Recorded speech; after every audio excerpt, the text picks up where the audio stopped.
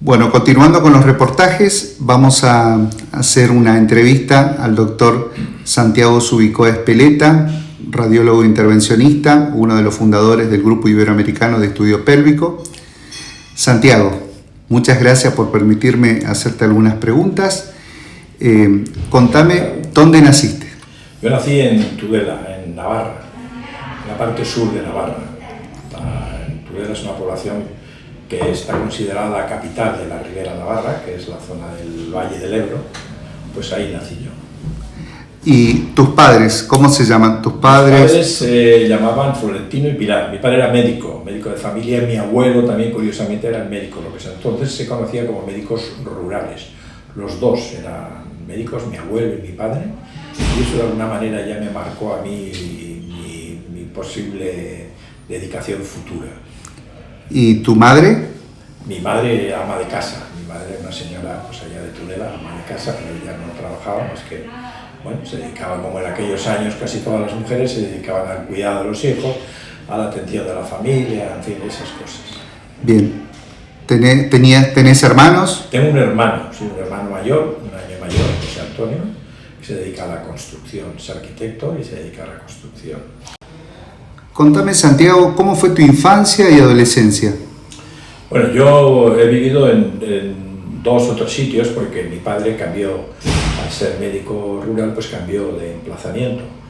Y yo me he criado muchos años, prácticamente la niñez y la juventud en Vizcaya, en Gorlitz y en Plencia. Es una zona turística que está muy cerca de Bilbao, en la margen derecha de Bilbao, y ahí pasé yo mi infancia.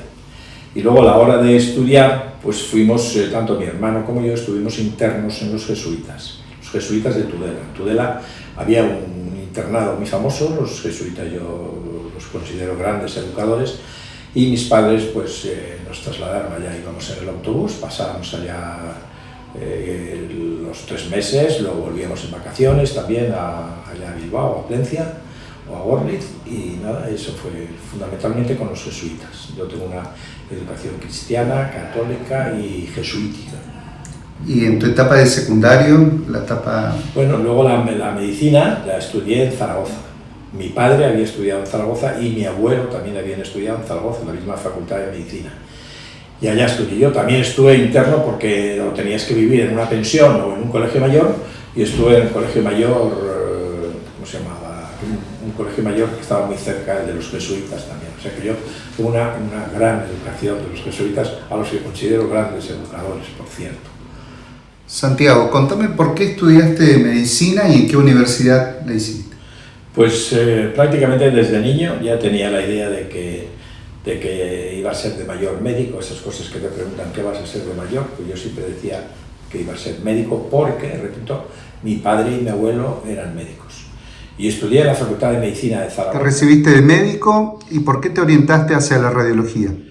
Pues es curioso porque yo no tenía una idea así preconcebida, no sabía lo que quería hacer.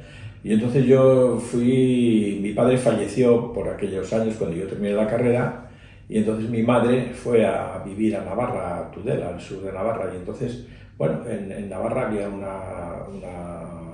hospital importante, y yo empecé a ir por allá por el hospital, y habían comprado entonces una tecnología importante también de máquinas telemandadas, para ver procesos de escopia, de estudiar a los pacientes con tomografías, hacían cineangiocardiografías, en fin, todas esas cosas, y a mí un poco me llamó la atención eso, y ya no sabía, como no tenía una idea segura, me metí ahí a hacer radiología.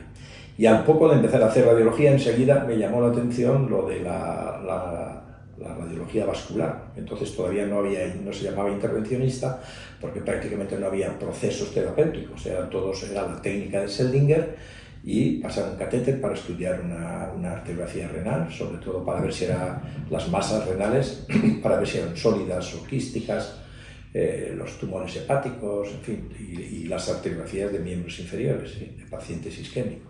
¿Estás casado, Santiago? Sí, estoy casado. Yo conocí a mi mujer en el hospital de Navarra precisamente, porque nosotros, los médicos internos residentes, vivíamos en unos chalets que estaban allá próximos, un hospital de estos grandes, de estos provinciales, Y dentro del recinto del hospital había chalés donde vivíamos los médicos residentes internos, y también había una escuela de enfermería. Y claro, pues después de terminar el trabajo, pues solíamos tomar algo y tal, y ahí conocí yo a la que ahora es mi mujer, y llevo casado pues casi la friolera de, no sé, muchos años, muchísimos años, casi 50 años. ¿Hijos? Hijos, tengo 2 hijos. Ninguno ha cogido la carrera de medicina. Yo no sé si es que ha visto que su padre tenía un horario muy complicado o lo que sea. Bueno, no les ha llamado por ahí.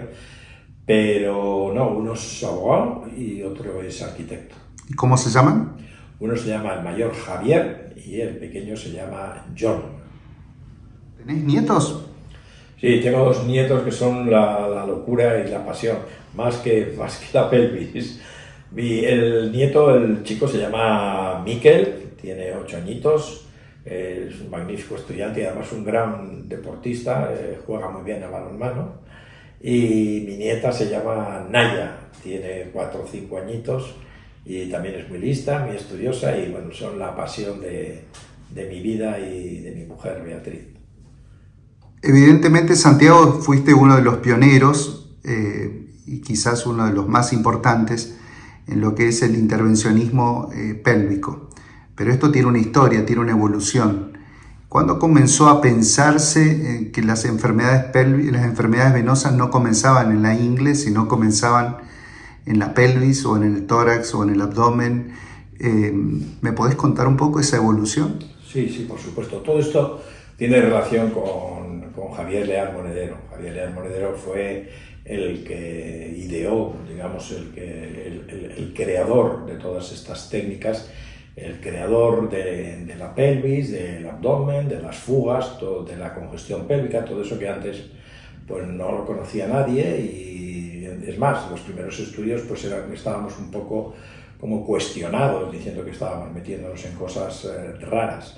Pero el primero fue él, porque él me contó que él siempre ha sido muy aficionado a viajar, y en una de las ocasiones que estuvo en Sudamérica pues debió conocer a Abraham Lecter, que también ha sido uno de los pioneros, conjuntamente con John Hawkes, y él le transmitió esa idea de la pelvis. Ellos entonces pues operaban y de hecho Javier, cuando empezó aquí, también empezó a operar, a ligar venas gonadales para evitar los reflujos, venas ilíacas internas, pero entonces él se dio cuenta enseguida de que eso había que hacerlo a través de catéteres, y entonces él me transmitió a mí esa inquietud. Bien, es verdad que en aquellos años todavía no había el material tecnológico que se ha desarrollado posteriormente, y entonces, bueno, no teníamos ni muchos coils, ni teníamos catéteres específicos, y todos los procedimientos, como se hacían entonces, se hacían con la técnica de Seldinger a través de la vena femoral. Y entonces, claro, para acceder, por ejemplo, a la vena gonadal derecha, a las ramas tributarias de las ilíacas internas, las saculaciones eran muy severas y era muy difícil de manejar. Posteriormente fueron llegando ya nuevos catéteres, nuevos elementos para embolizar, para todo eso, y entonces ya fuimos desarrollando la técnica, que para nosotros es fundamental hacerlo a través de la vena de la flexura del codo, de la vena basílica, con un catéter de 125, que llegamos a todos los pedículos venosos, a todas las ramas venosas abdominopélvicas, y con eso obtenemos un estudio global. Incluso si lleva también implícito un tratamiento, un procedimiento terapéutico, que lo hacemos en el mismo acto cuando son reflujos, pues entonces con un procedimiento mínimamente invasivo, con una punción de la vena basílica desde la flexura del codo, pues todo eso ha sido a lo largo de muchos años que hemos conseguido tener catéteres multipurpose, fiables, guías. La guía de Terumo famosa pues también nos abrió el camino para poder llegar a todas esas venas tan distales y tan difíciles de canalizar. Dentro de los desórdenes pélvicos tenemos los cuadros congestivos, es decir, las fugas tributarias de la vena gonadal y de las ramas de la vena ilíaca, y después tenemos los cuadros compresivos venosos. Evidentemente, actualmente el concepto del tratamiento de los cuadros congestivos es la embolización, pero eso tiene una evolución también. ¿Cómo fueron los inicios de la embolización de esas fugas pélvicas? Pues los inicios no había coils. Yo me acuerdo que Cuando yo llegué a Madrid, en el año, pues sería en el año 70 y tantos por ahí, en el hospital 12 de octubre ya empezamos a hacer las primeras embolizaciones, que fueron siempre de las arterias renales. Era una embolización prequirúrgica. En aquellos tumores muy vascularizados, pues les hacíamos un tratamiento embolizante previo para que luego en el quirófano fuera más sencillo de quitar y no sangraran tantos.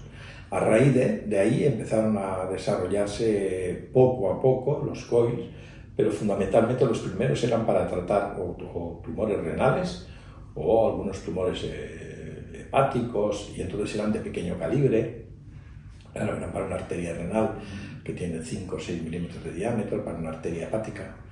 Todo eso fue posteriormente desarrollándose a la hora de crear la inquietud de que había que tratar las venas pélvicas, y fueron progresivamente desarrollándose materiales más grandes. La Casa Cook fue una de las primeras que inició el desarrollo de estos dispositivos. Una de las técnicas descritas para el tratamiento de la congestión pélvica es la embolización con la técnica propuesta por el doctor Javier Leal Monedero y Santiago Zubicoa, la famosa embolización con técnica de sándwich. ¿Me podés comentar un poco en qué consiste? Sí. A ver, nosotros nos dimos cuenta de que hay que llegar siempre con el catéter lo más distal posible a la zona que quiere uno tratar. Entonces, una vez que el catéter está posicionado en el extremo distal o proximal, según se mire, porque la vena, pero vamos, muy cerca, ya muy próximo a las varices, como son paquetes varicosos dispersos, la única manera de actuar ahí es haciendo una perfusión de microespuma. Si usamos la técnica de Tesaril, fabricamos la espuma allá mismo, entonces la perfundimos por el catéter y vemos que sale por el extremo distal. A la vez el paciente o la paciente aleccionada realiza una maniobra de Valsalva y vemos las pequeñas burbujitas cómo se van distribuyendo a lo largo de todo ese paquete varicoso para que actúe afectando al endotelio y tratando eso. Posteriormente, como son unas venas gruesas, la mayoría cuando hay insuficiencias, ya pensamos de entrada, dijimos, aquí tenemos que poner algún dispositivo mecánico, porque esto no se puede cerrar solamente con espuma. Y entonces, bueno, pues estaban los tapones de Amplacer, estaban los coils de liberación controlada que se fueron desarrollando posteriormente, ponían los coils, y al hacer pequeñas inyecciones otra vez en el seguimiento observábamos que a veces había pequeñas ramitas que quedaban, y entonces decíamos, bueno, pues ponemos espuma, coils, y luego otra vez espuma, para cerrar las pequeñas ramas que puedan quedar permeables. Y eso fue lo que nos dio la idea de llamarle a eso técnica de sándwich.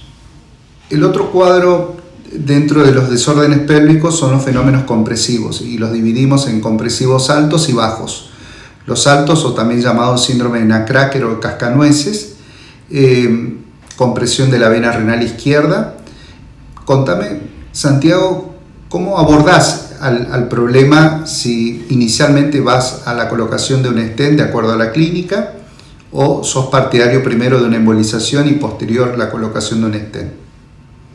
Nosotros generalmente somos partidarios, si ya hay congestión pélvica, si ya hay inversión de flujo por la vena gonadal y hay varices pélvicas, actuamos primero sobre las varices pélvicas. Es en el mismo acto diagnóstico, como he repetido antes, con abordaje desde la vena del codo. Entonces, primero realizamos la embolización y después esperamos a ver qué curso evolutivo adquiere el paciente. En algunas ocasiones los pacientes empeoran, puede ser porque hemos cerrado una rama colateral, no está muy claro eso, pero si siguen manteniendo clínica o si empiezan con procesos o siguen manteniendo la hematuria, entonces se plantea la necesidad de tratar ese síndrome compresivo.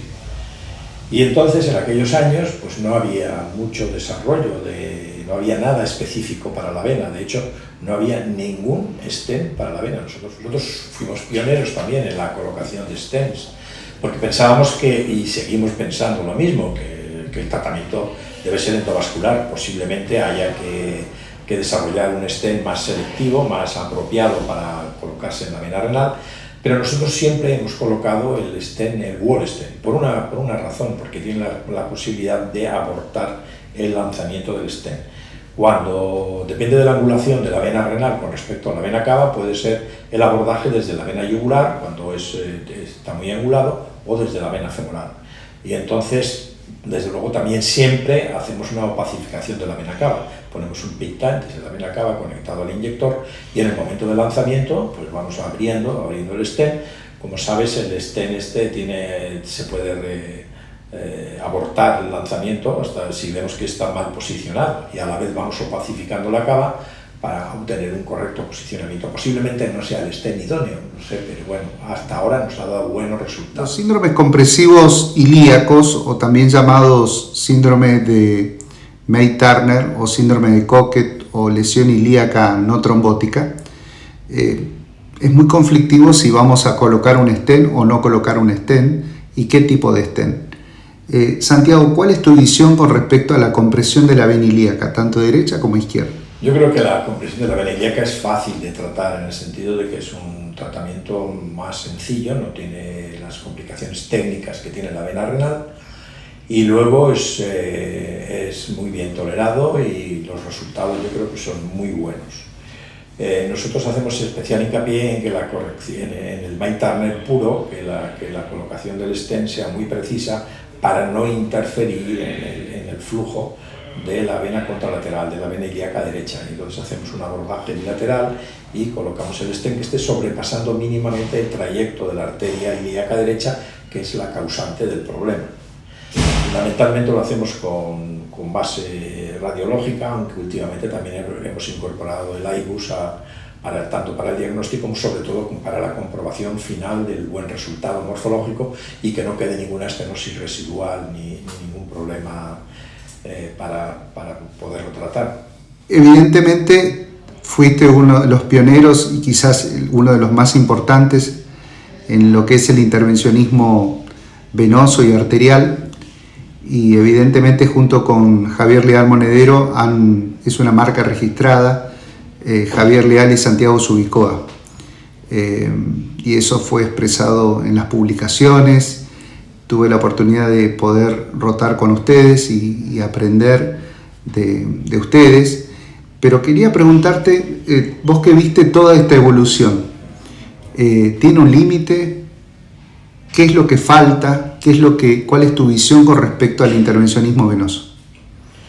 Yo creo que en el tema de los reflujos está bastante logrado con los nuevos COIs. Los COIs cada vez son más precisos, son de liberación controlada, cosa que en un principio no eran así, y eran más inexactos a la hora de colocarlos porque había que empujarlos con una guía. Ahora cada vez son más precisos, más seguros. Nosotros opinamos siempre que el mejor coil es el coil fibrado, que tiene un hilo de platino con las fibras adheridas. Los hay de gran longitud, hasta de 40 y de 20 de diámetro, con lo cual con uno de esos puedes tratar prácticamente un eje gonadal. Yo creo que los tiros van por ahí, y estos también que se sueltan con controles eléctricos, o sea que sean precisos a la hora de soltarlos. Eso es muy importante para evitar migraciones. Y luego en el tema de los stents, pues claro, estamos viendo que las casas comerciales están todas desarrollando stents, que unos los sacan, luego los retiran, pero hay una gran inquietud. Yo creo que los nuevos stents, que tienen que ser lógicamente pues eso, con alto poder de expansión y a la vez que sean elásticos, que sean flexibles, bueno, pues están ahí la industria, yo creo que sí.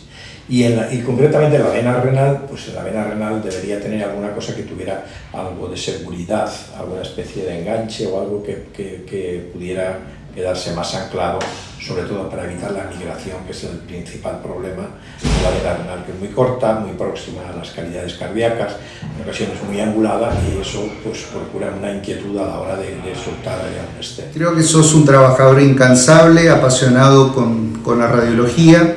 Pero contame, ¿cómo vivís tu día a día hoy? Bueno, pues hoy seguimos aquí en el Ruber Internacional, donde estamos ahora.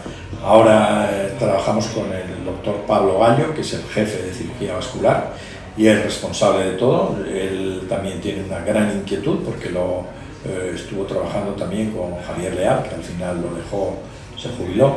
Y entonces seguimos con Pablo Gallo y seguimos trabajando de manera intensa en el tema de la patología venosa. Yo creo que somos un referente de alguna manera, que nos llaman de muchos sitios, que viene gente a visitarnos, y yo sigo, a pesar de mi avanzada edad, sigo día a día trabajando porque es un tema que me gusta y que me apasiona mucho la pelvis.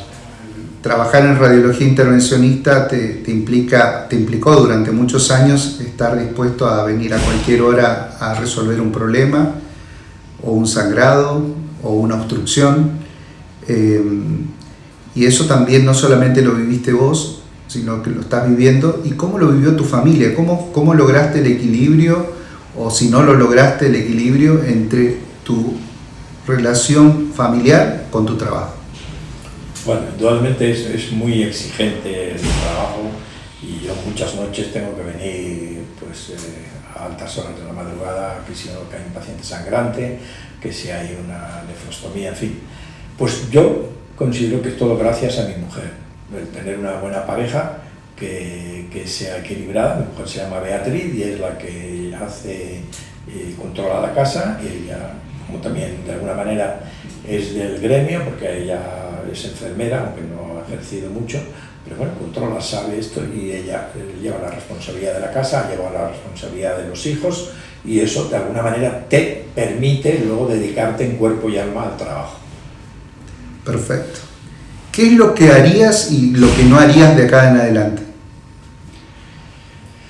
Pues no lo sé, de acá en adelante es difícil. Yo creo que hay que seguir trabajando, hay que seguir investigando, porque es muy bonito y porque, bueno, día a día, yo no hago mucha medicina clínica, pero día a día vemos a los pacientes que dicen que una vez que se han embolizado, que están mucho mejor, que han mejorado su calidad de vida, que eso es importante. Todas esas pacientes que tienen varices en zona genital, en las piernas, que produce también cierta alteración en el comportamiento y en la autoestima, todas esas han mejorado muchísimo con estas técnicas de embolización, porque estamos cerrando los puntos. Hay una máxima, la patología venosa, que dice que todos los reflujos deben tratarse siempre lo más proximalmente, y ahí la necesidad de abordar mediante un catéter el abdomen, la pelvis, para cerrar eso y para que mejoren de una vez se curen. Y en cuanto al futuro, pues no lo sé, yo creo que tengo gran fe en la tecnología, en que se desarrollen nuevos stents, nuevos coils, y guías y catéteres más flexibles, más micros, que nos permitan navegar por todo el cuerpo, como de hecho ya se está haciendo, pero yo creo que eso se va a incrementar cada vez más, fundamentalmente por la tecnología. ¿Y cómo te ves vos, Santiago, en el futuro? De acá a 20, 30, 40 años. Pues de acá, yo en el futuro me veo, hombre, a corto plazo, hay que ser cortoplacista. A mí cuando me preguntan qué edad tengo, nunca lo digo ya, yo digo que tengo ¿cómo digo yo? Una horquilla. Soy mayor que Antonio Banderas y más joven que Harrison Ford. Allá son los dos, que yo sepa, todavía están en activo. He estado viendo que ha hecho todavía películas Harrison Ford, así que, a ver, no puedo hacer plazos como a largo tiempo. Aquí tenemos un entrenador, el del Atleti, que es el Cholo Simeone, que es famoso, que es argentino, y que es famoso porque siempre dice partido a partido. Pues yo, pues mes a mes o año a año. Santiago, ¿qué mensaje le darías a los que están iniciando en el estudio pélvico y que se están introduciendo a lo que es el intervencionismo venoso o arterial? ¿Cuál es tu recomendación? Mi recomendación es que se apasionen. Cuando hay pasión, cuando tú tienes sentimientos, emociones, pues eso te ayuda mucho más al trabajo. Yo creo que además del tema científico y del estudio y todo eso, hay que cogerlo eso con ganas y con gusto y con pasión. Yo creo que las emociones son importantes en el trabajo y en todo en la vida. Como para terminar la entrevista, yo creo que todo se centra en el trabajo, en la pasión y en la familia. Quizás la familia primero, y creo que es lo más importante, por lo menos mi visión personal. ¿Cuál sería un mensaje que le darías a tu esposa, a tus hijos? Pues yo les diría un mensaje de agradecimiento y de comprensión, porque han sido tolerantes, han entendido que a mí me gusta esto, que es mi pasión, mi trabajo, y de alguna manera pues me han acompañado. Si no tienes un buen equipo en casa, si tienes problemas en casa, pues entonces no te puedes desarrollar totalmente en el trabajo, porque eso te quita horas y te quita... En cambio, yo, pues, mi mujer Beatriz en eso ha sido ejemplar, ha sido la que ha llevado la casa, ha llevado los hijos, y de alguna manera hay que complementarse. Yo así lo entiendo, la familia y las parejas. Muchas gracias por ser tan bueno en expresar tus conocimientos, en no guardarte tus conocimientos, a los que hemos tenido la posibilidad de rotar y estar con vos. Muchos éxitos por estos 40, 50, 60 años que te esperan. Y veremos qué haremos en 40, 50 años más. Un fuerte abrazo. Pues muchas gracias, Óscar, y un abrazo muy fuerte, y espero seguir manteniendo contactos contigo para desarrollar este tipo de patología que yo sé que a ti también te apasiona.